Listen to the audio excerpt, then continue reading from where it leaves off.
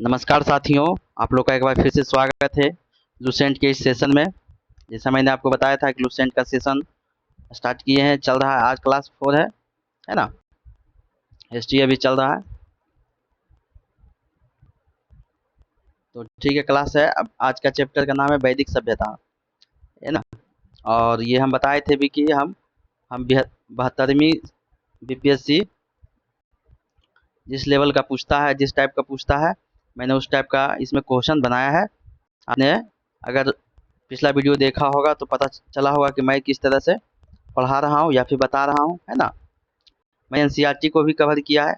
आप देखिएगा कि मैंने इसका जो क्वेश्चन जो बनाया होगा, है ना, क्वेश्चन भले इसे लिए हैं लेकिन इसका डिस्कशन जो भी है उसका सब एनसीईआरटी न्यू वाला जो है उससे लिया गया है। तो चलिए शुरू करते हैं, है ना।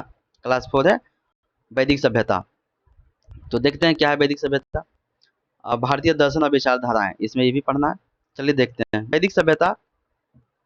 देखते हैं, सबसे पहला है, एक नंबर है वैदिक काल का विभाजन, है ना। वैदिक काल का विभाजन कह रहा है कि दो भागों में बांटा गया था वैदिक काल को। एक है ऋग्वैदिक काल और दूसरा है उत्तर वैदिक काल, है ना। वैदिक काल को कितने भागों में बांटा गया था? तो दो भागों में। एक है ऋग्वैदिक काल, इसका काल जान लीजिए 1500 ईस्वी पूर्व से लेकर 1000 ईस्वी पूर्व तक।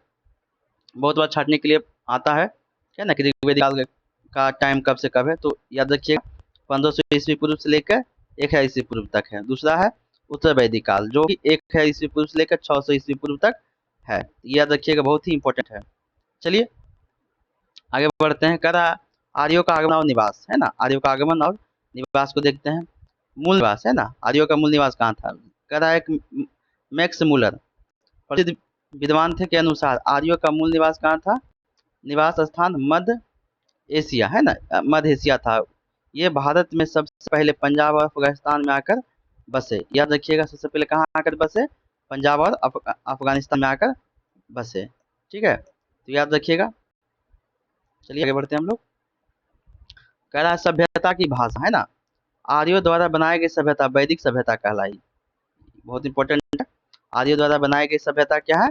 वैदिक सभ्यता कहलाई। यह एक, ये बहुत इंपॉर्टेंट है ना। ग्रामीण सभ्यता थी। याद रखिएगा कि कैसे सभ्यता थी? तो ग्रामीण सभ्यता थी। और इसकी भाषा क्या थी? संस्कृत थी। याद रखिएगा, है ना। आर्यों की भाषा क्या थी? तो संस्कृत थी। ठीक है, नोट। अर्थ, आर्य जो है ना, आर्य शब्द, आर्य शब्द का अर्थ किसी जाति से नहीं बल्कि एक भाषा समूह से है। ये भी याद रखिएगा, है ना। लैंग्वेज लैंग्वेज ग्रुप से था। चलिए आगे देखते हैं। कहता प्रशासनिक इकाइयाँ, है ना। इकाइयाँ क्या था? जिसे आर्यों के प्रशासन नीचे से ऊपर को अवरोही क्रम में 5 भागों में बांटा गया है। ठीक है, सबसे छोटी इकाई को, इसको ऐसे याद रख सकते हैं, कुल, ग्राम, बीस, जन, राष्ट्र, है ना। याद रखिएगा, सबसे नीचे होता था कुल, यानी सबसे छोटी इकाई को कुल कहा जाता था। उसके थोड़ा सा ऊपर को क्या कहा जाता था? ग्राम कहा जाता था। इसका मुखिया ग्रामीण। ये हो सकता है क्वेश्चन में आया होगा, बहुत बार पूछा भी है ना। ग्राम का मुखिया को क्या कहा जाता है? ग्रामीणी कहा जाता था। 20, है ना, इसका प्रधान 20पति कहलाता था। ये भी याद रखिएगा। जन, है ना, उसके ऊपर क्या, 20 के ऊपर जन होता था। इसके शासक को क्या कहा जाता था? राजन कहा जाता था। राजा यानी कि राजा कहा जाता था। ठीक है, राष्ट्र सबसे बड़ी इकाई, है ना, राष्ट्र सबसे बड़ी इकाई होता था। तो याद रखिएगा, कुल, ग्राम, 20, जन, राष्ट्र, ये क्रम याद रखिएगा, है ना। आइए आगे देखते हैं। प्रमुख अधिकारी और उसके कार्य कौन कौन थे? जिससे पुरोहित हो गए। ठीक है, पुरोहित का काम क्या था? सेनानी का क्या काम था? देखते हैं। राजा के प्रमुख अधिकारियों में पुरोहित, है ना। पुरोहित तो हमेशा धार्मिक कार्य करते थे, पूजा पाठ वगैरह करवाते होंगे। और सेनानी, है ना, सेना का प्रमुख होता था, सबसे खास थे। यही दो थे, सबसे खास थे, है ना। वशिष्ठ रूढ़िवादी और विश्वामित्र उदार पुरोहित थे। ये भी याद रखिएगा। वशिष्ठ क्या थे?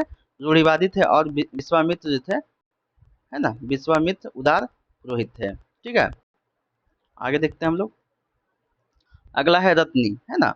सूत, रथकार यानी रथ बनाने वाले, और कमादी, कमादी जैसे अधिकारियों को रत्नी कहा जाता था, है ना, रत्नी कहा जाता था। याद रखिएगा ये इसको। और सूत और रथकार को याद रखिएगा, है ना, कहा जाता था। राजा को मिलाकर इसकी संख्या कितनी थी? 12 थी। ये भी याद रखिएगा। चलिए हम लोग आगे बढ़ते हैं। कह रहा है पूरब और स्पष्ट। ठीक है, स्पष्ट, पूरब और स्पष्ट। पूरब का अर्थ दुर्गति। याद रखिएगा, पूरब का अर्थ क्या था? दुर्गपति, मतलब किले का रक्षक, है ना, किले का रक्षक को द्रुपति कहा जाता था। स्पर्श का अर्थ गुप्तचर होता था, है ना, स्पर्श का अर्थ गुप्तचर होता था, जो जनता की गतिविधियों पर क्या करता था, नजर रखता था, है ना, गुप्तचर।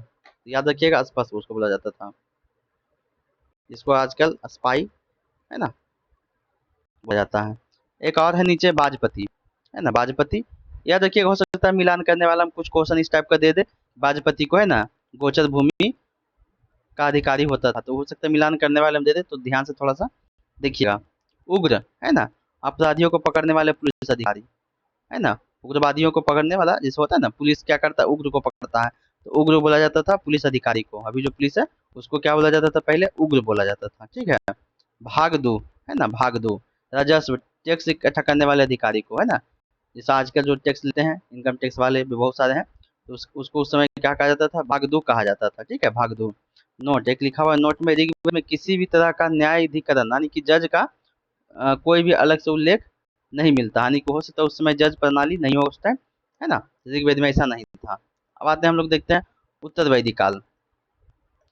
उत्तर वैदिक काल में दिशाओं के अनुसार राजा के नाम, हाँ देखिए, उत्तर वैदिक काल में ना चार दिशा के चारों अलग नाम नाम होते थे। जैसे पूरब को जो है ना, पूरब में कहा जाता था सम्राट बोला जाता था,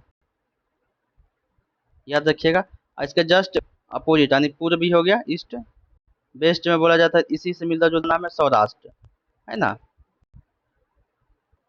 सौराष्ट्र याद रखिएगा।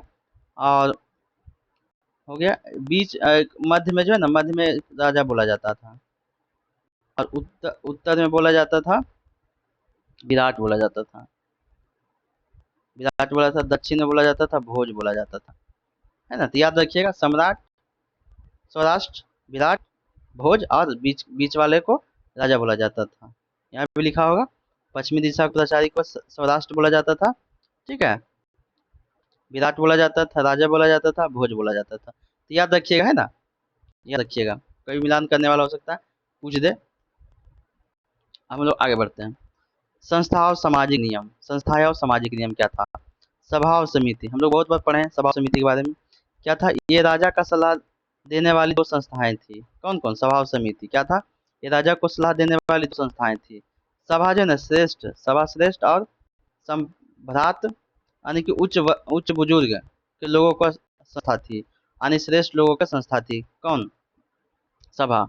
जबकि समिति सामान्य जनता का प्रतिनिधित्व करती थी, ये भी रखिएगा, समिति जो है ना सामान्य जनता का प्रतिनिधित्व करती थी, ठीक है। समिति का अध्यक्ष को ईशान कहा जाता था, ईशान, है ना, जो सामान्य जनता के लिए होता था उसके अध्यक्ष को ईशान कहा जाता था। इस काल में स्त्रियों को सभा और समिति में भाग लेने का अधिकार था, है ना, तो ये भी याद रखिएगा, इस समय, है ना, यदि काल में सभा और समिति में भाग लेने का अधिकार था, ये भी याद रखिएगा। युद्ध, युद्ध में कबीले का नेतृत्व राजा करता था, युद्ध में कबीले का नेतृत्व कौन करता था, राजा करता था, याद रखिएगा। युद्ध के लिए गविष्टि शब्द का इस्तेमाल होता था, गविष्टि, है ना, युद्ध के लिए, याद रखिएगा, गविष्टि शब्द किसके लिए इस्तेमाल होता था, तो युद्ध के लिए होता था, जिसका जिसका अर्थ होता था गायों की खोज, है ना, जिसका अर्थ क्या होता था, गायों की खोज के लिए होता था। चलिए आगे बढ़ते हैं, क्योंकि उस समय गाय ही सबसे अधिक बड़ी संपत्ति मानी जाती थी, ठीक है, गायों के लिए, जिसके पास जितना गाय ज्यादा होता था वो उतना अधिक बड़ा राजा माना जाता था, है ना, बड़ा संपत्ति माना जाता था। आगे देखते हैं दस राज युद्ध, है ना, दस राज युद्ध, कहता इसका जिक्र ऋग्वेद के 7वें मंडल में मिलता है, यानी कहने का मतलब दस राज युद्ध का युद्ध कहाँ मिलता है, 7वें मंडल में, 7वें मंडल मिलता है दस राज युद्ध का, ठीक है। यह पुरुषनी नदी, है ना, यह पुरुषनी नदी के, यानी पुरुषनी नदी का आधुनिक नाम क्या है, रावी नदी, ये भी याद रखिएगा, हो सकता है पूछ देगा पुरुषनी नदी का आधुनिक नाम क्या है, तो रावी नदी है। के तट पर सुदास यानी सुदास राजा था, ठीक है, 10 जनों अन्य कबीलों के बीच लड़ा गया था, जिसमें सुदास क्या हुआ था, राजा की जीत हुई थी, है ना, कबीला हार गया था, अन्य कबीला और सुदास जो था राजा वो जीत गया था, ठीक है। आगे बढ़ते हैं, कह रहा धार्मिक ग्रंथ संख्या, उपनिषदों की संख्या कुल कितना है, 108 है, उपनिषदों की संख्या कितना, 108 है। महापुराणों की संख्या कितना है, 18 है। और वेदांगों की संख्या कितना है, 6 है ना, याद रखिएगा, उपनिषदों की संख्या 108, महापुराणों की संख्या 18 और वेदांगों की संख्या 6 है। कह रहा वर्ण व्यवस्था देखिए, ऋग्वैदिक समाचार वर्णों में बटा था, है ना, ब्राह्मण, क्षत्रिय, वैश्य और शूद्र, ऋग्वेद में, याद रखिएगा, है ना, ऋग्वेद में समाज कितने भागों में बटा हुआ था, तो 4 वर्णों में बटा हुआ था, ठीक है जी। विभाजन जन्म पर नहीं बल्कि व्यवसाय कर्म पर आधारित था। यानी कि कहने का मतलब ऐसा नहीं है कि जो आज जो सोना बेच रहा है, कल अगर वो बढ़ी के काम करेगा तो बढ़ी होगा, ठीक है। इस टाइप से था, मतलब जो जिसको जो कहने का मतलब है कि जिसको जो काम करना है करो। तो वही कह रहा कि ऋग वैदिक काल में ना विभाजन जो था जन्म के आधार पर नहीं व्यवसाय के आधार पर था। जैसे आप बढ़ी का काम करते आप बढ़ी हो गए, भले आपका जन्म सोनार में हुआ हो, वो मायने नहीं रखता है, ठीक है। लेकिन उत्तर वैदिक काल में यही चीज बदल जाता है, उसमें जन्म के आधार पर हो गया। अगर कोई बच्चा बढ़ी है, मतलब कि उसका बढ़ी है, अगर बढ़ी में जन्म लिया तो बढ़ी ही कहलाएगा, वो बढ़ी का काम ही करेगा। इस टाइप का हो गया था। देखिए आगे मिलेगा, हो सकता है, ठीक है। पुरुष सूक्त में कहा गया है, अच्छा एक लाइन छूट गया शायद, कहा गया, ठीक है। काम पर आधारित था ऋग्वेद के 10वें मंडल के, ऋग्वेद के 10वें मंडल के पुरुष सूक्त में कहा गया है कि ब्राह्मण परम पुरुष के मुख से, है ना, कौन कहाँ से जन्म लिया उसे बताया गया है। मुख से, क्षत्रिय उनकी भुजाओं से, याद रखिए क्षत्रिय उनकी, वैश्य उनकी जांघों से, है ना, और शूद्र उनके पैरों से उत्पन्न हुए हैं, ऐसा माना गया है, ठीक है। परिवार आर्यों का सामाजिक पितृ प्रधान था। पितृ प्रधान मतलब उसके पितृ प्रधान मतलब पिता जो थे वही प्रधान थे। सबसे छोटी इकाई परिवार का कुल था, अभी हम लोग पढ़े थे, है ना। जिसका मुखिया पति होता था, जिसका मुखिया क्या पति होता था, ठीक है। जिसका मुखिया पिता, सॉरी, जिसका मुखिया पिता होता था, हाँ ठीक है। और उससे कुलप कहा जाता था, ठीक है, उसके उससे क्या कहा जाता था, कुलप कहा जाता था। चलिए आगे बढ़ते हैं। कह रहा है महिलाओं की स्थिति, स्त्रियों इस काल में अपने पति के साथ यज्ञ में भाग लेती थी। बहुत इंपॉर्टेंट है ना, ऋग्वेद काल में जो है ना स्त्रियां इस काल में अपने पति के साथ यज्ञ में भाग लेती थी। समाज में बाल विवाह और पर्दा प्रथा का प्रचलन नहीं था, ऐसा कुछ नहीं था, पर्दा प्रथा नहीं था और बाल विवाह नहीं था, ठीक है। विधवा महिला अपने मृतक पति के छोटे भाई यानी देवर से, है ना, शादी कर सकती थी। इस टाइप का उस समय भी प्रचलन था, ठीक है, याद रखिएगा। अब देखते हैं आगे सामाजिक जीवन, है ना, सामाजिक जीवन देखते हैं, नदियां देखते हैं, उत्तर वैदिक काल में बदलाव देखते हैं, है ना। अभी हम जो पढ़ रहे थे ऋग्वैदिक काल था, है ना। अब आते हैं दूसरा वैदिक उत्तर वैदिक काल में, देखते हैं इसमें क्या है। विदुषी महिला और शिक्षा, है ना, विदुषी महिला और शिक्षा, स्त्रियां शिक्षा ग्रहण करती थी, ठीक है। ऋग्वैदिक काल में याद रखिएगा, बहुत जरूरी है, कौन कौन सा ऋग्वैदिक काल में थी महिला, है ना।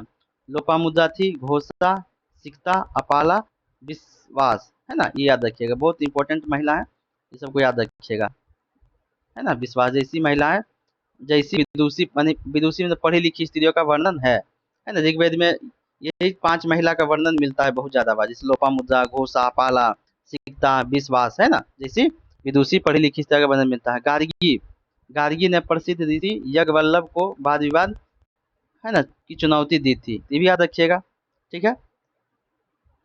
अब देखते हैं अमाजु, अमाजु क्या था, ठीक है। कहता जीवन भर अविवाहित, है ना, जीवन भर अविवाहित रहने वाली महिलाओं को अमाजु कहा जाता था। मतलब ऐसी महिला जो जिंदगी भर जो है ना कभी विवाह नहीं की, है ना, उसे क्या कहा जाता था, अमाजु बोला जाता था। बहतु, बहतु क्या था, कन्या, कन्या की विदाई या विवाह के समय जो उपहार दिए जाते थे उन्हें बहतु कहते थे। आज इसको क्या कहा जाता है, दहेज, है ना। हालांकि दहेज लेना गैर कानूनी है, लेकिन फिर भी, है ना, लोग लेते हैं, लेकिन लेना नहीं चाहिए। खैर चलिए कोई बात नहीं, है ना। वही कह रहा बहतू क्या था, तो एक तरह से दहेज था, ठीक है, आज के बोलचाल की भाषा में उस समय बोला जाता था बहतू, ठीक है। आगे बढ़ते हैं, मुख्य जीवन शैली और खान पान देख लेते हैं। उपाध्याय, है ना, आजीविका चलाने के लिए वेद वेदांग, है ना, वेदांग पढ़ने वाले अध्यापक को उपाध्याय कहा जाता था। उपाध्याय किसको कहा जाता था, है ना, जो जो वेद वेदांग पढ़ के सुनाते होंगे, उनके बाद उनको हो सकता है कुछ खाने पीने के लिए या फिर दान उन में कुछ मिलता होगा आजीविका अपना चलाने के लिए, उसी को क्या कहा उपाध्याय कहा जाता था। एक और है सोमरस, है ना, आर्यों का मुख्य पेय पदार्थ, है ना। हम लोग जो कोल्ड ड्रिंक्स पीते हैं वगैरह, है ना, वो हो सकता है उस समय सोमरस, उस समय क्या करते थे, सोमरस पीते थे।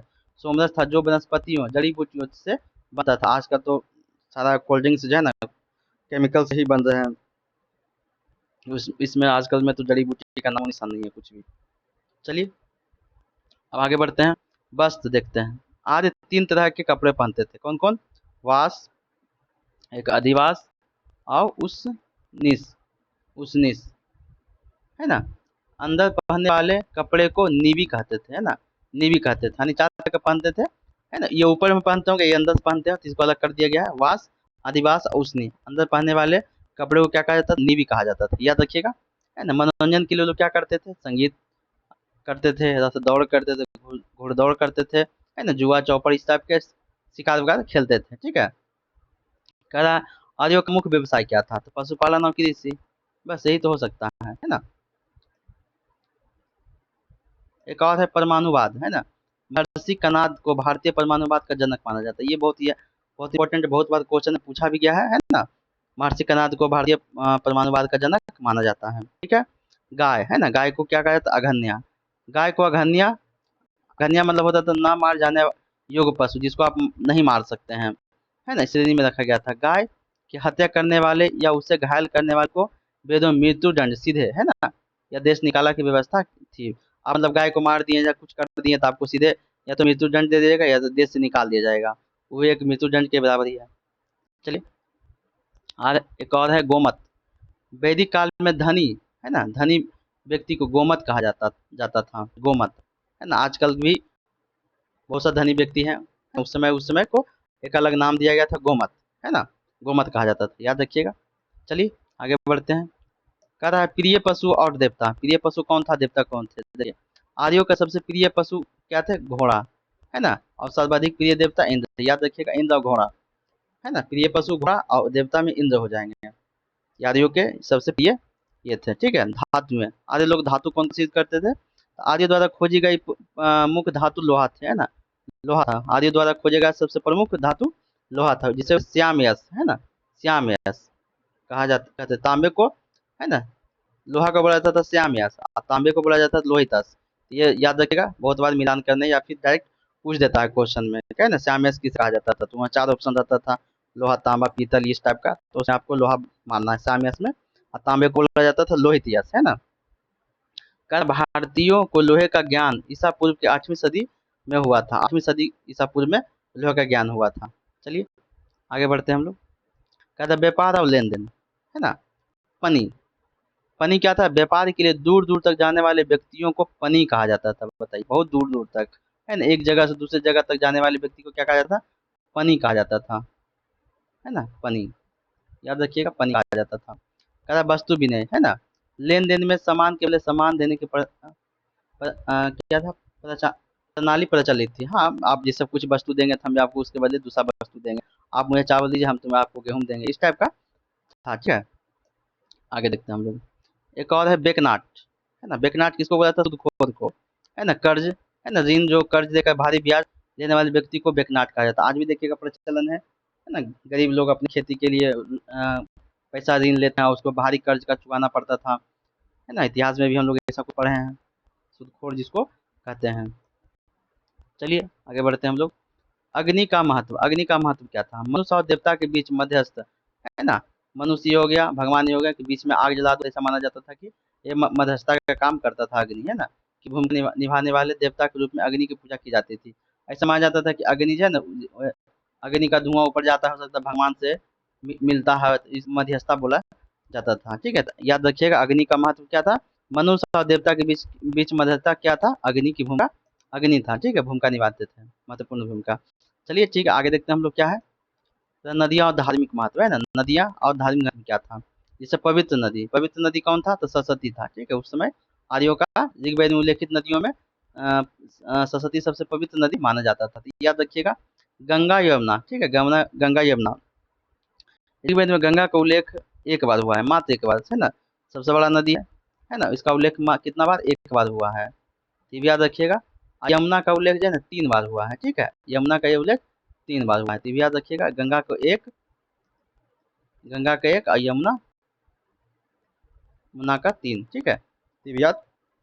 इसमें सिंधु नदी का उल्लेख सबसे ज्यादा हुआ है, मतलब बहुत अधिक बार जो है ना सिंधु नदी का हुआ था। क्यों, क्योंकि वो सिंधु नदी के किनारे ही आकर रहे थे, इसलिए सिंधु नदी का उल्लेख जो है ना बहुत बार, अनगिनत बार लिखे होंगे। ठीक है, आगे बढ़ते हैं। गंगा के एक बार, यमुना का 3 बार, ये याद रखिएगा। अब देख लेते हैं। कह रहा यहाँ नदियों का प्राचीन और आधुनिक नाम दिया गया है, अभी बताए थे ऊपर में कौन सा नदी किसका ये थी है।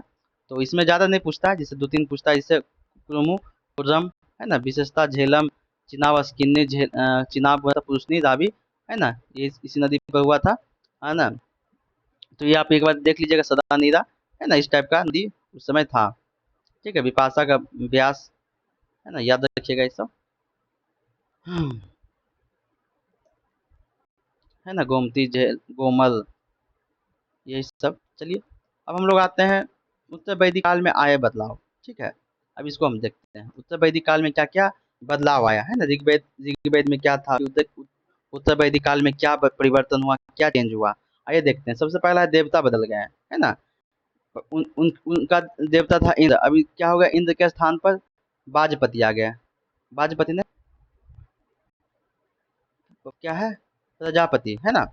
इंद्र के स्थान पर आ गए प्रजापति, सबसे प्रिय देवता बन गए, है ना। उस समय क्या थे, इंद्र थे, अब हो गए प्रजापति, प्रिय देवता बन गए। विष्णु के 3 पगों यानी वामनावतार का कल्पना का विकास इसी काल में हुआ, है ना।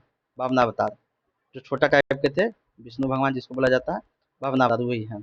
3 पग में पूरा, ऐसा माना जाता है 3 पग में पूरा पृथ्वी लोक, आकाश लोक, पताल लोक सब नाप दिए थे। चलिए आगे बढ़ते हैं हम लोग। कह रहा है राजसूय यज्ञ, है ना, राजसूय यज्ञ। उत्तर वैदिक काल में राजा के राज्याभिषेक के समय राजसूय यज्ञ किया जाता था, है ना। उत्तर वैदिक काल में राजा के राज्याभिषेक, जैसे कोई भी राजा बनता होगा ना, उस समय राजसूय यज्ञ किया जाता था। कह रहा है वर्ण व्यवस्था में बदलाव, वर्ण व्यवस्था उसमें था कर्म के आधार पर था, अब देखते हैं अब वर्ण व्यवसाय काम के बजाय जन्म के आधार पर तय होने लगा था। बताए थे ना कि अब जो है ना वर्ण व्यवस्था क्या पता, जन्म के आधार पर होने लगा था। खेती, हल का सीरा, है ना, हल का सीरा, जो हल का आगे वाला सिरा होता है ना, और हल से बनी रेखा को सीता कहा जाता था, है ना, याद रखिए। हल का सीरा और हल से बनी रेखा, है ना, नाली, जिसको क्या बोला जाता था, सीता कहा जाता था, ये भी याद रखिएगा। ये जानते हैं मुद्रा, है ना। इस काल में निष्क और सतनाम मुद्रा की इकाइयां थी, याद रखिएगा। कौन से काल में निष्क और सतनाम था, तो उत्तर वैदिक काल में थी। लेकिन सिक्कों के नियमित चलन का कोई ठोस प्रमाण नहीं मिलता है, ऐसा नहीं है सिक्कों के, लेकिन सिक्कों के नियमित रेगुलर चलने वाला कोई ऐसा ठोस प्रमाण नहीं मिलता है। ठीक है, समझ गए। निष्क और सतनाम याद रखिएगा, सतमान, है ना, सतमान, निष्क और सतमान याद रखिएगा। चलिए आगे बढ़ते हैं। कह रहा है सांख्य दर्शन, यह भारत के सभी दर्शनों में सबसे प्राचीन है ना, पुराना है, सबसे प्राचीन सांख्य दर्शन। यह भारत के सभी दर्शनों में सबसे प्राचीन और पुराना। इसके अनुसार मूल तत्व 25 है, जिस जिस प्राकृतिक तत्व पहला तत्व है, जिसमें प्राकृतिक पहला तत्व, ये भी याद रखिएगा। पहला तत्व कौन सा है, तो प्राकृतिक है। चलिए आगे बढ़ते हैं हम लोग। क्या है, वैदिक देवता मंत्र और दर्शन की शुरुआत, है ना। वैदिक देवता मंत्र और दर्शन की शुरुआत, प्रमुख सूक्तियां और परंपराएं देखते हैं। सत्यमेव जयते, पहला है सत्यमेव जयते। यह राष्ट्रीय वाक्य है ना, मुझको उपनिषद से लिया गया है। इसी उपनिषद में यज्ञ की तुलना एक फूटी नाव से की गई, याद रखिएगा, है ना। इस उपनिषद में यज्ञ की तुलना जो है ना एक फूटी नाव से की गई है, अर्थात केवल यज्ञ से मोक्ष संभव नहीं है ना, ऐसा बताया गया है। अगला है गायत्री मंत्र, यह सवित्री यानी सूर्य देवता को संबोधित है, जिसका जिसका संबंध ऋग्वेद से। लोगों को आर्य बनाने के लिए विश्वामित्र ने गायत्री मंत्र की रचना की थी, है ना, याद रखिएगा। आगे बढ़ते हैं। युद्ध प्रथा, और सॉरी श्राद्ध प्रथा, है ना, श्राद्ध प्रथा। श्राद्ध प्रथा सबसे पहले दत्तात्रेय ऋषि के बेटे निमि ने शुरू की थी, है ना, निमि, याद रखिएगा। दत्तात्रेय ऋषि के बेटे निमि ने शुरू की थी, याद रखिएगा। ठीक है, पक्की ईंट, उत्तर वैदिक काल में कौशाम्बी नगर में पहली बार पक्की ईंट का प्रयोग किया गया है, तो ये भी याद रखिएगा। किस काल में, उत्तर वैदिक काल में, कौशाम्बी नगर में, है ना, कौशाम्बी नगर में, याद रखिएगा। चलिए अगला है महाकाव्य, है ना। महाकाव्य, महाकाव्य 2 हैं, तो हम लोग पढ़े हैं पहले भी, महाभारत और रामायण, है ना। रामायण और महाभारत क्या है, महाकाव्य है। महाभारत का पूरा नाम क्या है, हम लोग जानते हैं, जय संहिता है, ये भी याद रखिएगा। विश्व का सबसे बड़ा महाकाव्य है कौन सा, महाभारत, है ना, याद रखिएगा। कह रहा गोत्र, गोत्र नामक संस्था का जन्म उत्तर वैदिक काल में शुरू हुआ था, तो हम बताए थे, है ना। गोत्र नामक संस्था का जन्म उत्तर वैदिक काल में ही शुरू हुआ था। चलिए आगे बढ़ते हैं। अब आते हैं हम लोग देखते हैं ऋग्वैदिक कालीन देवता, है ना, तालिका दिया हुआ है। ऋग्वैदिक कालीन देवता, जिसे इंद्र, है ना, इंद्र को क्या कहा जाता है, युद्ध का नेता और वर्षा का देवता कहा जाता था। वर्षा का देवता और युद्ध का देवता, है ना, युद्ध का नेता कहा जाता था। किनको, इंद्र को कहा जाता था। अग्नि, है ना, देवता और मनुष्य के बीच मध्यस्थ, अभी हम बताए थे, है ना। मध्यस्थ का काम कौन करते थे, मनुष्य और भगवान के बीच में मध्यस्थ का काम कौन करता था, तो अग्नि करता था, है ना, अग्नि करता था। वरुण, पृथ्वी और सूर्य के निर्माता, है ना, वरुण को ऐसा माना जाता था। सूर्य और पृथ्वी और सूर्य के निर्माता, समुद्र का देवता और इसे समुद्र का देवता, विश्व का नियामक और शासक, है ना, सत्य का प्रतीक और ऋतु परिवर्तन और दिन रात का कर्ता, वरुण को ही माना जाता था सब कुछ। दयो, क्या है अगला, दयो, है ना, आकाश का देवता, सबसे प्राचीन देवता दयो, याद रखिएगा। सोम, सोम को वनस्पति का देवता माना जाता था, सोम को। उषा, प्रगति और उत्थान की देवी, उषा को प्रगति और उत्थान की देवी कहा जाता था। अश्विन, है ना, अश्विन, कहता विपत्तियों को हारने वाले, संकट, है ना, संकट टालने वाले देवता, जैसे आज हम लोग बोलते हैं संकट मोचन बजरंगबली, उसी टाइप के अश्विन, है ना। पूषण, पूषण पशुओं के देवता, उस पास से पूषण, पास से पशुओं के देवता, ठीक है। उत्तर वैदिक काल में ये शूद्रों के देवता बन गए थे। अच्छा, उत्तर वैदिक काल में पूषण जो थे उस समय पशु के देवता थे, और उत्तर वैदिक काल में शूद्रों के देवता बन गए थे पूषण, याद रखिएगा। विष्णु विश्व के संरक्षक का पालन करता, कौन थे, विष्णु क्या थे, विश्व के संरक्षक का पालन करता, ठीक है। हम लोग आगे बढ़ते हैं। आगे है मरुत, है ना, मरुत हम लोग जानते हैं, इसी नाम से लग रहा है आंधी तूफान के देवता, याद रखिएगा। आंधी तूफान के देवता कौन है, मरुत है। तो चलिए आगे देखते हैं हम लोग। आगे है दर्शन और विचारधाराएं, ठीक है। अब कह रहा है यहाँ से जो है ना दर्शन जो है की शुरुआत होती है ना, दर्शन और विचारधाराएं। भारतीय दर्शन को दो मुख्य भागों में बांटा गया है, एक है रूढ़िवादी, है ना, और एक है नास्तिक, ठीक है।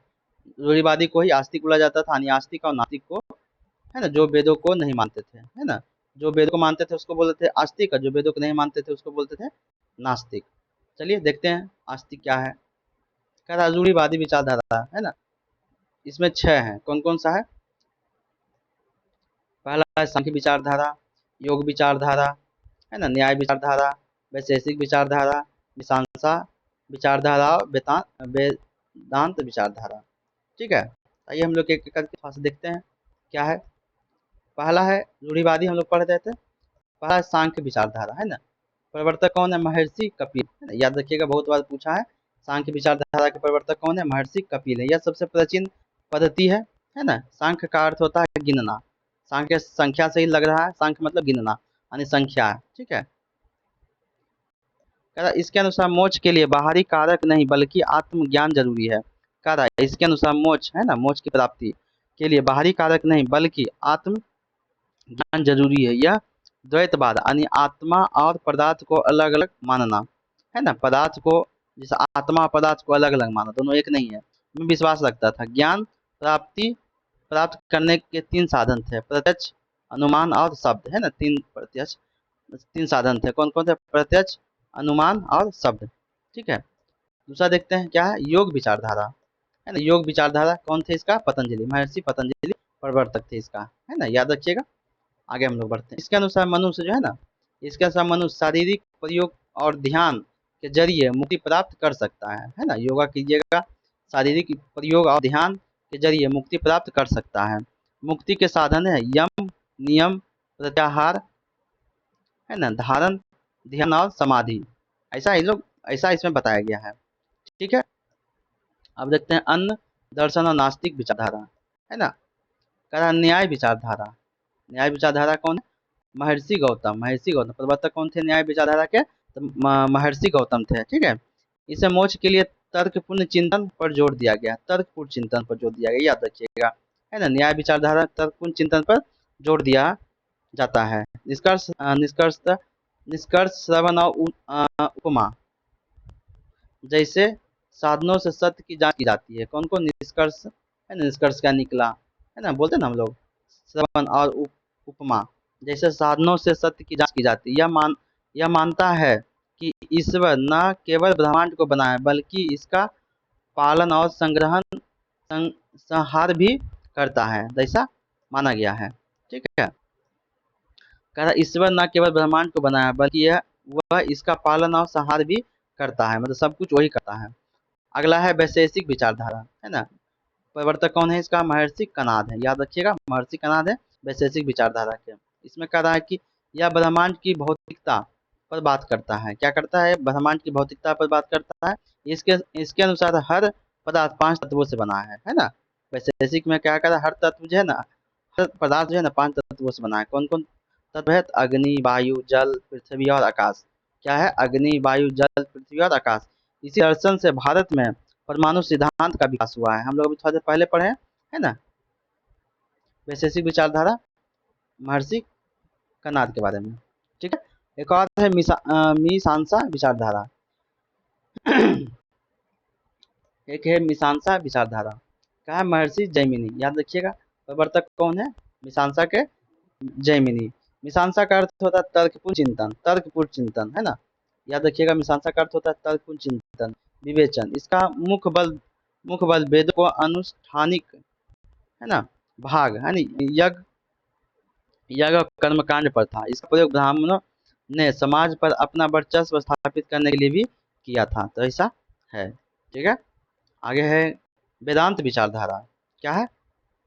वेदांत विचारधारा महर्षि बदरायन, है ना। प्रवर्तक कौन थे? महर्षि बदरायन।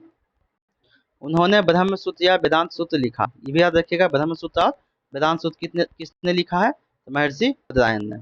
ठीक है। इसके अनुसार ब्रह्म ब्रह्म एकमात्र वास्तविकता है, बाकी सब मिथ्या है या माया है। स्व का ज्ञान होने पर ही मोक्ष मिलता है। कहा स्व का ज्ञान, स्वयं का ज्ञान होने पर ही मोक्ष मिलता है। ठीक है। अब आते हैं हम लोग, दूसरा है नास्तिक विचारधारा, है ना।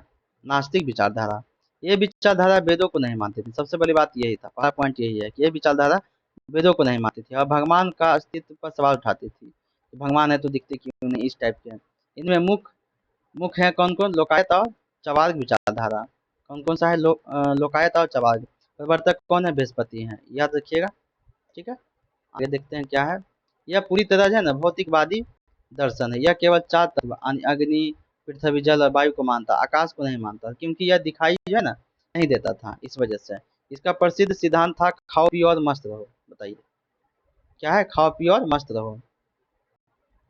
एक है ऋण कृत घृत पीबते हैं, मतलब कहने का मतलब कर्ज लेकर घी पियो, क्योंकि मृत्यु के बाद सब कुछ नहीं, मृत्यु के बाद कुछ नहीं है ना। मृत्यु के बाद कुछ नहीं है, ऐसा कहा गया है। चलिए कोई बात नहीं। अज्ञान है ना। अज्ञान, ये कट्टर संशयवादी थे। ये कट्टर संशयवादी थे, जिनका मानना था कि पूर्ण ज्ञान प्राप्त करना असंभव है और अज्ञानता ही सर्वोत्तम है। मतलब पूर्ण ज्ञान पाना संभव नहीं है। जिससे पढ़े हम लोग, अभी हम लोग पढ़े होंगे बुद्धि के बारे में, है ना, उनका ज्ञान की प्राप्ति हो गया था, इस टाइप से उसमें कहा गया है। ठीक है। आगे है आजीवक। ठीक है। आजीवक है मखली पुत्र गोसाल, है ना। अब आजीवक है ना, प्रवर्तक कौन थे? मखली पुत्र गोसाल, है ना। 6ठी शताब्दी सा पूर्व में हुआ था।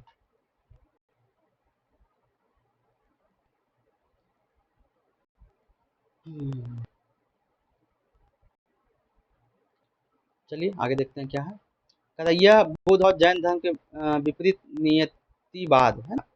नियतिवाद और भाग्य विधाता, भाग्य भाग्यवादिता में विश्वास करते थे, है ना। याद रखिएगा, इनके अनुसार संसार की हर चीज भाग्य द्वारा पहले से तय है। इंसान के कर्म का कोई महत्व नहीं है, मतलब कर्म का कोई महत्व नहीं है। नहीं कहता जैसा कर्म करोगे वैसा फल पाओगे, तो इसमें कहा गया ऐसा कोई बात नहीं है, पहले से सब कुछ तय है। उत्तर प्रदेश की श्रावस्ती में इसका मुख्य केंद्र था, है ना। बिंदुसार मौर्य सम्राट इनके अनुयायी थे और अशोक के 7वें स्तंभ लेख में भी अजीवक का जिक्र मिलता है। तो अजीवक ऐसा कहा गया था कि जो भाग्य में लिखा हुआ है पहले से तय है, कर्म का कोई महत्व नहीं है। लेकिन आजकल हम लोग कहते हैं जैसा कर्म करोगे वैसा फल पाओगे, है ना।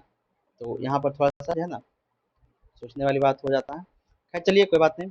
एक अंत में विशेष नोट यह है कि वेदांत दर्शन, उपनिषद, भागवत गीता, ब्रह्म सूत्र को सबसे प्रमुख स्रोत माना जाता है। ठीक है। कौन कौन? वेदांत दर्शन में उपनिषद, भागवत गीता, ब्रह्म सूत्र को सबसे प्रमुख स्रोत माना जाता है। इन तीनों ग्रंथों को सामूहिक रूप से क्या है? प्रस्थान त्रयी कहा जाता है ना। देख लीजिएगा क्या है कहा जाता है। चलिए आगे देखते हैं।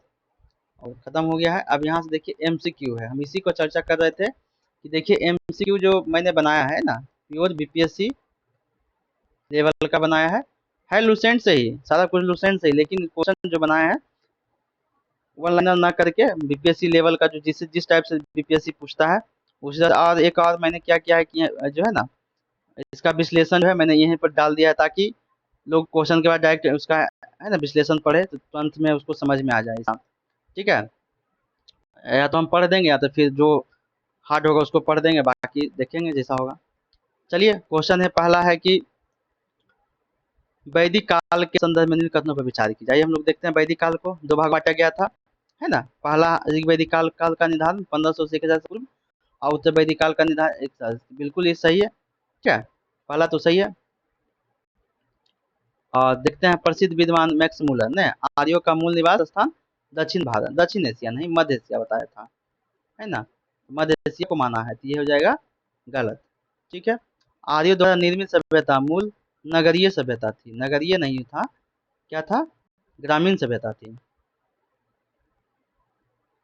है ना। तो याद रखिएगा, इसकी भाषा सही थी, बिल्कुल सही है। यानी कि इसके कारण से हो जाएगा, ये भी गलत हो जाएगा। यानी कि इस क्या पूछा, इसमें कौन सा सत्य है ना। तो सिर्फ एक सत्य होगा, तो ये हो जाएगा, एक सत्य हो जाएगा। एक सेकंड रुकिए थोड़ा सा इसको, हाँ।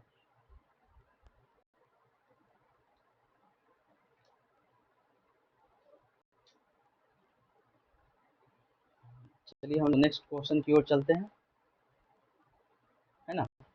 नेक्स्ट क्वेश्चन है, कोई चीज दिया हुआ है ग्रामीण सभ्यता थी, है ना। अभी बताया आपको ग्रामीण सभ्यता थी। मैक्स मूलर ने आर्यों का मूल निवास है ना मध्य एशिया को माना है, तो लिखा हुआ है। हम यहाँ इसका कलर चेंज करके ये कर लेते हैं, अच्छा लगता है। चलिए देखते हैं आगे है, ऋग वैदिक काल में प्रशासन इकाई है, प्रशासन इकाइयों का नीचे से ऊपर अवरोध करें। हम सबसे बताए थे, सबसे नीचे में होता है कुल, है ना, उसके ऊपर कुल ग्राम, है ना, याद करवाए थे कुल ग्राम 20, है ना, जन और राष्ट्र। ये याद रखिएगा, कुल ग्राम 20 जन और राष्ट्र, याद हम करवाए थे। चलिए ठीक है, याद रखिएगा, पूछता है। आगे है मिलान करने वाला, क्या है? वैदिक का उसके पद दिया हुआ है ना, कार्य पद, जैसे बताए थे ग्रामीणी। ग्रामीणी क्या था? तो ये होता था ग्राम का मुखिया होता था, ठीक है। एक चीज सेकंड मिल जाएगी, हाँ। ग्रामीणी होता था बाजपति, हम लोग बताए थे। भाग दो होता था टैक्स वसूलने वाला, तो राजस्व, राजस्व का ये वाला हो जाएगा, है ना। बाजपति होता था गोचर भूमि का अधिकारी, ये वाला हो जाएगा, यानी कि ये वाला हो जाएगा। स्पर्श हो जाएगा जनता की गतिविधियों को गुप्तचर, स्पर्श को कहा जाता था, गुप्त कहा जाता था। तो इसको मिलान करने के लिए लिखना होगा क्या, इसका लिख लेते हैं यहाँ पर बगल में, है ना। यानी कि ए का हो जाएगा 2, बी का हो जाएगा 4, है ना, सी का हो जाएगा 1, और डी का हो जाएगा 3। यानी 2 4 1 3, देख लीजिए कहाँ है, 2 4 1 3, ये नंबर है क्या? हाँ, सही है। ठीक है, तो याद रखिएगा 2 4 1 3, यानी कि इसको आप याद रखिएगा कि इसको क्या कहा जाता था। चलिए आगे बढ़ते हैं हम लोग हैं।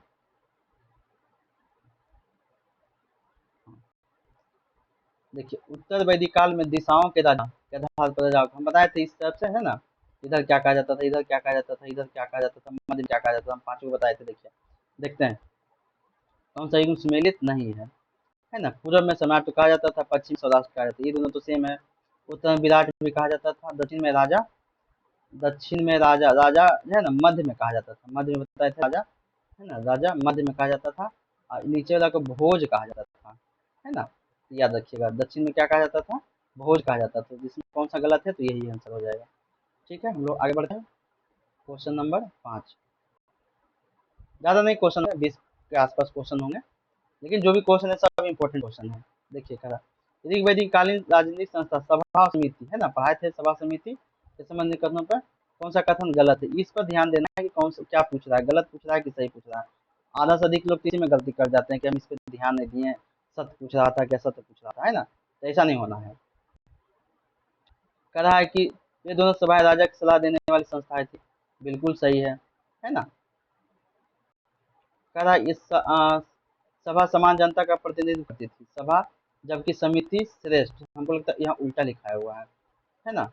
का सम्राट लोगों का, सम्राट मतलब बुजुर्ग लोगों का, ये उल्टा लिखा हुआ है। समान लोगों का प्रतिनिधित्व करता था, और समिति जो है ना, समिति समान लोगों का प्रतिनिधित्व करता था। उल्टा लिखा हुआ है।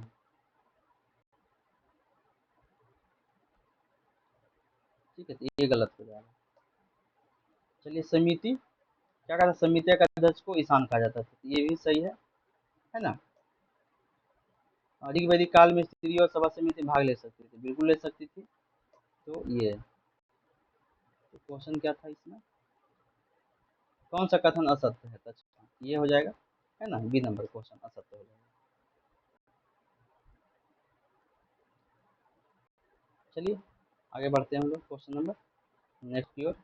हाँ आ गया, कह ऋग वेद में वर्णित 10 राज्य है ना, कृष्ण नदी किनारे हुआ था के संबंध निकलने पर जारी की जाए। इस युद्ध का उल्लेख ऋग्वेद के 7वें मंडल में मिलता है, बिल्कुल सही, हम लोग लिखे थे 7 में 10 मिलता है, 10 इसी टाइप का लिखे बताए थे आपको।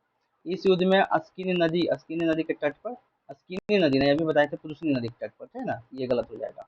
यह युद्ध सुदास है ना, सुदास 10 जनों कबीलों में के बीच लड़ा गया था, जिसमें सुदास क्या हुआ था, सुदास क्या थे, राजा थे, है ना, राजा, तो राजा की विजय हुआ था। तो कहने का मतलब क्या था, विचार कीजिए इसमें कौन सा कथन सत्य है, तो यानी कि 1 और 3 सही है, 1 और 3 ये वाला सही हो जाएगा। ठीक है, आगे बढ़ते हैं। हाँ, कहता जी कि भाई समाज के सामाजिक स्थिति के संबंध कौन सा कथन सत्य सही नहीं है, यानी गलत को हमको पहचानना है, कौन सा गलत है। कहता जी कि वैदिक 4 वर्ण में विभक्त था, जो यह विभाजन जन्म पर आधारित था, यदि कि वैदिक काल में जन्म पर नहीं था, कर्म के आधार पर था, है ना, बताए थे बढ़िया से आपको, यदि वैदिक काल में कर्म के आधार पर था, तो ये तो हो जाएगा कौन सा सही नहीं है, तो यही गलत हो गया, तो बाकी सब तीनों सही होगा, है ना। समाज तृतीय प्रधान था, परिवार का सबसे छोटी इकाई मुखिया को कुलप, हाँ कुलप कहा जाता था, है ना, ये भी सही है। समाज में बाल विवाह पर्दा प्रथा का चलन बिल्कुल नहीं था, हाँ नहीं था। विधवा अपने मृतक पति छोटे भाई ने देवर विवाह कर सकती थी, तो बिल्कुल सही है। तो ये इसका आंसर हो जाएगा, कहने का मतलब ये गलत है, तो इसका आंसर यही हो जाएगा। ठीक है, क्वेश्चन नंबर 8 हम लोग देखते हैं। चलिए वैदिक साहित्य में प्रयुक्त शब्दों का अच्छा शब्द पूछा, जैसे अमाजु है ना, अमाजु क्या था, जीवन में अवैध में रहने वाली महिला थी, बिल्कुल सही है। बहतू, बहतू दहेज होता था उस समय, है ना, विवाह के समय मिलने वाला उपहार, है ना, दहेज सही है। उपाध्याय, उपाध्याय क्या था, जो जीविका पार्जन के लिए वेद वेदांग पढ़ने वाला, बिल्कुल सही है। निबी, निबी क्या था, आदि पहने जाने वाला ओढ़ना, वस्त्र, ओढ़ना नहीं, अंदर का वस्त्र था, एक कुछ होता होगा, है ना, उस टाइप का पहनने वाला अंदर का वस्त्र था, निबी याद रखिएगा। यही क्या पूछा था, कौन सा सुमेलित, सही सुमेलित है, 1 2 3 सुमेलित है, 1 2 3 1 2 3 ये वाला है ना, सुमेलित पूछ रहा था, ये वाला सुमेलित नहीं है। चलिए हम लोग नौमा देखते हैं। जी के में अघन्या, अघन्या मतलब गाय होता था, ना मारे जाने योग्य पशु शब्द का प्रयोग किसके लिए किया गया था, तो गाय के लिए, तो गाय किधर है, गाय है ना, गाय, मृत्युदंड अथवा देश निकाला की व्यवस्था, अगर मार दीजिएगा इसे, या तो मृत्युदंड या तो देश निकाला हो जाता था। ठीक है, हम लोग आगे देखते हैं। आर्य द्वारा खोजी गई लोहा, लोहा को क्या होता था, श्याम यास, तांबा को लोहित यास, है ना, पुकारा जाता था, ये भी याद रखिएगा, वही है, श्याम यास कहा जाता था, और लोहित यास कहा जाता था तांबे को, है ना, तो तांबे को कहा जाता था। देखते हैं 11 को, कहा जी के वेद में उल्लेखित नदियों के संबंध में निम्नलिखित में कौन सा कथन सत्य है। हम लोग पढ़े थे गंगा, है ना, यमुना, गंगा का 1 बार उल्लेख मिला, यमुना का 3 बार उल्लेख मिला था, और सिंधु को बहुत बार मिला था, है ना, इसी टाइप का है क्या। ऋग्वेद में गंगा को उल्लेख का सर्वाधिक बार हुआ है, सर्वाधिक बार हुआ है गंगा का, नहीं भाई, गंगा का उल्लेख मात्र 1 बार हुआ है। जैसे यमुना नदी का उल्लेख ऋग्वेद में केवल 1 बार मिलता है, यमुना नदी का उल्लेख 1 बार नहीं 3 बार मिलता है, अभी हम बगल में लिख दिए हैं। सरस्वती नदी को ऋग्वेद में सबसे पवित्र नदी माना गया है, बिल्कुल सही है। ठीक है, सिंधु नदी का उल्लेख केवल 3 बार, सिंधु नदी का उल्लेख 3 बार नहीं बहुत बार हुआ है। ठीक है, ये तो क्या पूछ रहा था, कौन सा कथन सत्य है, यानी कि सी नंबर सत्य हो जाएगा। ठीक है, हम लोग क्वेश्चन नंबर 12 देखते हैं। हाँ देखिए आ गया, नदी मिलान करने वाला, हम बताए थे कि नदी प्राचीन नाम से आधुनिक नाम पूछ रहे थे, प्राचीन नाम ये है, आधुनिक नाम। हम लोग देखते हैं पहले, सदानीरा गंडक को बोला जाता है, बिल्कुल सही है। वितस्ता किसको बोला जाता है, झेलम को, है ना, झेलम को बोला जाता है, बल में लिखते चलते हैं, 1 का हो जाएगा 3, है ना, और पुरुषनी तो उसी नदी के रावी पर जो हुआ था, है ना, रावी को बोला जाता है। तो 2 का हो जाएगा 4, सॉरी यहाँ ए बी सी लिखिए, और स्किन्नी का हो जाएगा चिन्हा, है ना। तो सी का लिख दीजिए 2, और 4 का लिख दीजिए 1, यानी 3 4 2 1, है ना। 3 4 2 1 देख लीजिए किस में है, 3 4 2 1, यानी कि ए नंबर हो जाएगा इसका आंसर। ठीक है, ए नंबर। ठीक है, क्वेश्चन हम लोग नेक्स्ट लेते हैं 13 नंबर। ठीक है, ऋग वैदिक काल में प्रिय देवता इंद्र थे, बिल्कुल सही है ना। के स्थान पर उदय वैदिक काल में प्रजापति सर्वाधिक प्रिय देवता हो गए हैं, और तो गए थे, है ना। ये सही है, कथनों पर विचार करना। ठीक है, इस काल में राजा राजाभिषेक के समय राजसूय यज्ञ, हाँ राजसूय यज्ञ का अनुष्ठान क्या करते थे, उत्तर वैदिक काल में करते थे, बिल्कुल सही है। उत्तर वैदिक काल के बारे में पूछ रहा है। ठीक है, उत्तर वैदिक काल में वर्ण व्यवस्था का निर्धारण व्यवसाय के बजाय जन्म के आधार पर होने लगा था, तो बिल्कुल सही है ना। तीनों तीनों क्या है, सही है। तो इसमें सही पूछ रहा है, 1 2 3 पे है क्या, 1 2 3 ये वाला। ठीक है, क्वेश्चन नंबर हम लोग नेक्स्ट देखते हैं। कह रहा है सत्यमेव जयते किस उपनिषद, मुझको उपनिषद से हम लोग जानते हैं, इसमें तो सोचने वाली बात नहीं है ना। ठीक, आगे देखते हैं हम लोग 15। कह रहा है कि गायत्री मंत्र जो है ना, गायत्री मंत्र रचना किए थे कौन, किए थे, विश्वामित्र किए थे। गायत्री मंत्र के रचनाकार कौन है, अच्छा ये पूछ रहा है। किस देवता को संबंधित है तथा इसका उल्लेख किस ग्रंथ में किया गया है, तो विश्वामित्र किए थे, सूर्य सूर्य को समर्पित है, और नामक देवता है ना ऋग्वेद में मिलता है, तो ये हो जाएगा बी नंबर। ठीक है, क्वेश्चन नंबर 16 हम लोग देखते हैं। कह रहा है कि विश्व का सबसे बड़ा महाकाव्य, हम लोग जानते हैं रामायण महाभारत को ही, तथा इसका प्राचीन नाम क्या है, हम लोग जानते हैं महाभारत हो जाएगा, और इसका प्राचीन नाम क्या है, जय संहिता है। ठीक है, ये याद रखिएगा। 16, 17 नंबर देखते हैं। क्या कर रहा है इसमें, अच्छा देवता है और विभाग है, इसको मिलाना है। ठीक है, तो हम लोग जानते हैं इंद्र जो है ना, इंद्र जो है वर्षा के देवता थे, हम लोग पढ़े हैं इधर। ठीक है, वर्षा हो जाएगा, चाहे युद्ध, युद्ध इसमें नहीं दिया हुआ, युद्ध के देवता भी थे, है ना। और वरुण जो है ना, वरुण जो है सत्य का प्रतीक का ऋतु परिवर्तन, है ना। देख लेते इसका आंसर, ऊपर नीचे दिया होगा तो, अच्छा यहाँ दिया हुआ। इंद्र जो है ना वर्षा युद्ध का देवता, याद रख लीजिएगा। वरुण सत्य और सत्य के प्रतीक और ऋतु परिवर्तन, है ना, याद रखिएगा। क्या करता थे, पूषण जो है ना, पूषण पशुओं के देवता थे, ऋग वैदिक काल में शूद्रों के देवता बन गए थे, उत्तर वैदिक काल में सॉरी, है ना, उत्तर वैदिक काल में किस पूषण जो किसके देवता बन गए थे, शूद्रों के बन गए थे। मरुत जो है ना आंधी तूफान के देवता थे, तो ये मिलान कर लीजिएगा आप, है ना।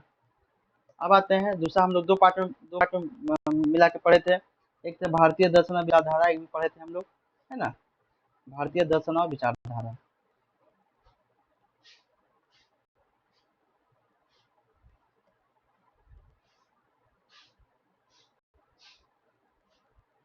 तो चलिए देखते हैं, अगला क्वेश्चन है, भारतीय दर्शन इतिहास में षड षड दर्शन है, 6 उप संप्रदाय किस विचारधारा के अंतर्गत आते हैं, तो हम लोग जानते हैं 6 किस में आते हैं, आस्तिक वाले में आते हैं। आस्तिक हो जाता है रूढ़िवादी आस्तिक, है ना, ये वाला में।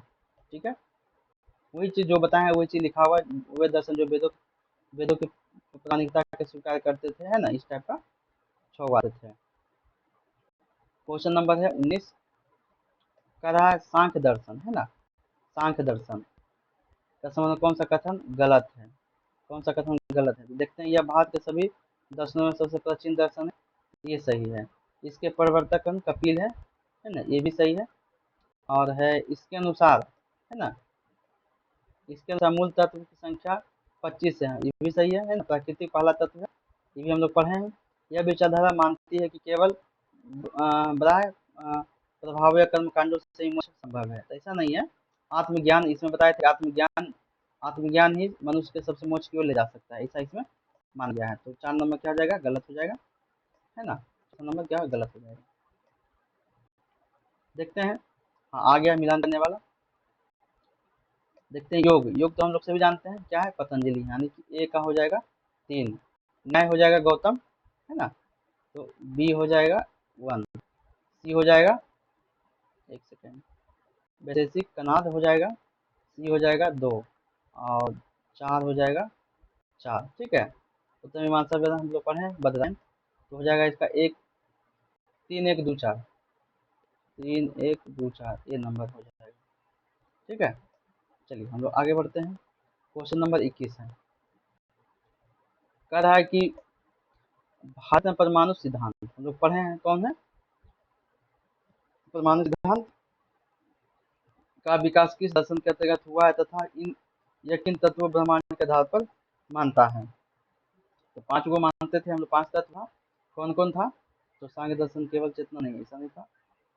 वैशेषिक ये वाला 5 हो जाएगा, अग्नि वायु जल पृथ्वी और आकाश, है ना। नास्तिक में आकाश हट गया था, लेकिन 4 को था, यहाँ 5 को था। ठीक है, तो ये भी याद रखिएगा। आगे क्वेश्चन है, क्वेश्चन नंबर 22 चवार्ग, है ना। चवार्ग विचारधारा लोकायत दर्शन के समीकरणों पर विचार की जाए। इस दर्शन का नींव बृहस्पति रखा था, बिल्कुल सही है। ठीक है, यह विचारधारा ब्रह्मांड के निर्माण में आकाश सहित, आकाश को हटा दिया गया था, यहाँ ऊपर बताया है, आकाश को हटा दिया। सही 5 तत्वों का आधारभूत मानती है ना, 5 नहीं 4 को ही मानती है, नहीं ये वाला हो जाएगा गलत। यह पूर्णतः भौतिकवादी दर्शन है, बिल्कुल सही है। जो खाओ पियो और मस्त रहो, ऐसा बताए थे हम, है ना, खाओ पियो मस्त रहो का सिद्धांत का प्रदान करते थे, बिल्कुल सही है। यानी कि आप पूछ रहा है, विचार कीजिए, सत्य पूछ रहा है, तो कौन सा हो जाएगा? 1 और 3, यानी कि 1 और 3 क्या हो जाएगा? सत्य हो जाएगा। चलिए आगे देखते हैं, क्वेश्चन नंबर है 23। 6ठी शताब्दी ईसा में प्रसिद्ध आजीवक संप्रदाय, है ना, मछलीपुत्र गोसाली इसका पढ़े थे हम लोग।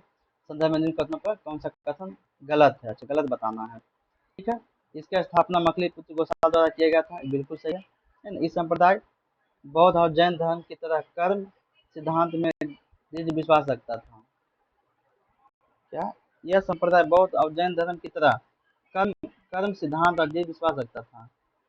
नहीं, ऐसा तो बिल्कुल नहीं था, पढ़े भी नहीं है। अच्छा, इसको देख लेते हैं आगे। और यह संप्रदाय नियतिवाद, है ना, नियतिवाद का समर्थन करता है। जब ये करेगा तो इसमें तो ये होगा नहीं। इसके अनुसार सब कुछ पहले से निर्धारित है, तो ऐसा बिल्कुल है, यानी कि ये वाला गलत ही हो जाएगा। मौर्य शासक बिंदुसार इसके अनुयायी थे, बिल्कुल सही है। और उत्तर प्रदेश के श्रावस्ती में इसका प्रमुख केंद्र था, ये भी सही है। तो क्या कर रहा है, कौन सा गलत कथन गलत है, यानी कि ये वाला गलत हो जाएगा। चलिए आगे देखते हैं, क्वेश्चन नंबर 24 नंबर, भारतीय दर्शन स्थान यत्री के अंतर्गत सामूहिक रूप से किन 3 ग्रंथों को शामिल किया गया है ना। किन ग्रंथों को शामिल किया गया है? तो किससे किया गया था? ब्रह्मसूत्र को, भागवत गीता और उपनिषद, यही 3 हो जाएगा। उपनिषद, भागवत गीता, ब्रह्मसूत्र को क्या किया था? शामिल किया गया था। वेदांत दर्शन में 3 प्रमुख सूत्र हैं, उपनिषद, भागवत गीता, ब्रह्मसूत्र को सामूहिक रूप से प्रस्थानत्रयी प्रस्थानत्रयी कहा जाता है। बोलने में दिक्कत हो रहा है। प्रस्थानत्रयी, है ना, कहा जाता था। यह दर्शन का सबसे उच्चतम स्तर माना जाता है, तो याद रखिएगा, है ना। टोटल क्वेश्चन 34 थे, 24 थे, जो कि खत्म हो गया। दोस्तों बताइएगा कैसा क्वेश्चन आपको लगा, हम जो ये लूसेंट्स आपको क्वेश्चन जो बना के सोल्व करवाए हैं, है ना। ये जरूर बताइएगा किस टाइप का आपका क्वेश्चन लगा, नॉर्मल क्वेश्चन था या वाकई में बीपीएससी जिस टाइप को पूछता है उस टाइप का आपको क्वेश्चन लगा। अगर लगा हो दोस्तों तो बिल्कुल कमेंट बॉक्स में बताइएगा, है ना। तो चलिए क्वेश्चन तो आज समाप्त होते हैं, कल मैं फिर मिलूंगा लूसेंट का कुछ अलग अगले चैप्टर में, है ना। क्लास 5 में मिलते हैं। अगर अच्छा लगा हो वीडियो तो लाइक करिए, है ना। इसी टाइप का वीडियो चाहते हैं तो सब्सक्राइब कर दीजिए, बेल आइकन दबा भी दीजिए, ताकि अगला वीडियो जब भी हम अपलोड करें तो आपको तुरंत नोटिफिकेशन प्राप्त हो जाए।